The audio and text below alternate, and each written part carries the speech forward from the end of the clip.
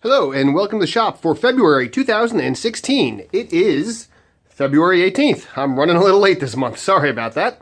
But here we are in the shop. I'm standing a little in from the door because I've got my benchmark table in the shop. It often lives in the driveway during the winter, but this is a table. It folds. It's got these nice plastic top pieces that you can cut through without damaging a blade. You see some score marks there. And these notches will fit I think they fit a 2x4 on the flat perfectly. It's a really handy table to be able to throw outside in the driveway and set up quickly, and it's rock solid. Unfortunately, as best I can tell, they don't make them anymore, which is a damn shame. It was a little pricey. I think it was like $350, but I use it all summer long. It is my workbench outside, so I highly recommend it. I don't know where you'd possibly get one now, but if you can, you should. As we come around, not too much to report with the bandsaw other than I continue to love it. Coming through here on the table saw, you'll see the remnants of the MWA podcast we recorded a couple nights ago. Having actual Cat 5 in the shop is a delightful thing when it comes time to record a podcast. You'll see my new drill. I burnt out the motor in my 12-volt DeWalt. Not because it's not a good drill, but because I overuse it, because it's so convenient to have. So I figured as long as I was going to buy a new one, I would try to get what I would find to be the top of the market. I tried the CTS from Festool. I do not like it. It is way underpowered.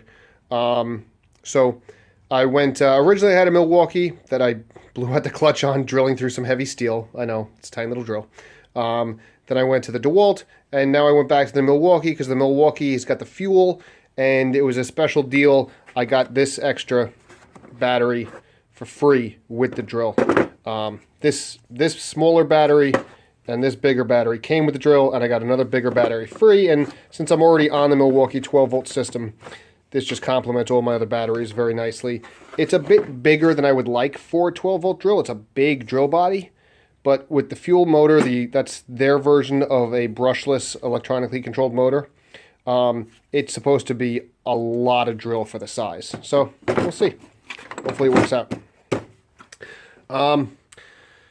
Coming back through here, nothing too radical. I've got the templates and stuff for Jason's arcade cabinet that I will finish someday. I've got the plans for Jason's arcade cabinet, scraps of wood left over from the arcade cabinet. That's a box of dominoes. Over here are the panels for the arcade cabinet. This front one with the hole, that's the monitor panel. And you can see, this is not actually, I taped this edge so I wouldn't tear it out when I was doing some routing in the back that you'll see in a minute. But this isn't even my finished edge.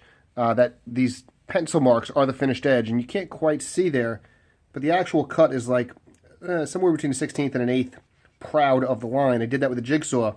I'm going to go back and pattern route right to the line, so I still have to clean that up a little bit. On the back, see it has this recess routed out in it, and that is to accept the monitor. And down here, see it gets a little deeper right there in the middle, and over here on the edge you can see the blue tape, that little step in the blue tape. It's a little bit deeper in these two locations because that's where the buttons and the logo for the monitor are, and they stick out a little proud of the bezel, so this way they'll be accounted for in those recesses. And then this is the back panel. Just needs to be cut to exactly the right size, but that's the back panel. So that's the arcade parts that are there. Coming onto the bench, in here is the actual monitor. I'm doing it all relatively dimensioned, I guess that's how I would say it. And so I built it around the monitor.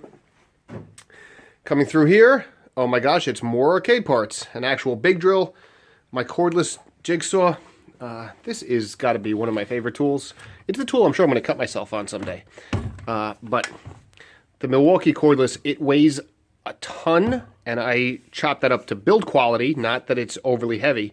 If I remember correctly, I believe, you see that? It is made in the United Kingdom. I don't have too many power tools made in England or the UK.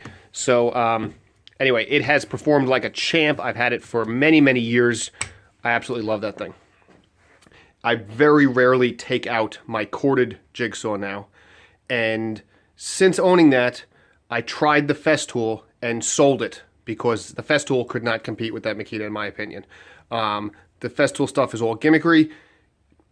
I did not like it. I found it counterintuitive, and I just didn't like it. So anyway, I highly recommend that Makita. Coming through here, I continue to love my Bosch, my dust collector, and the planer. So nothing too much going on in the shop. I was late getting out here to do the tour because I've had a hard time getting in here in the first place. But that's where we are in February 2016. Hope you're being more productive in your shop.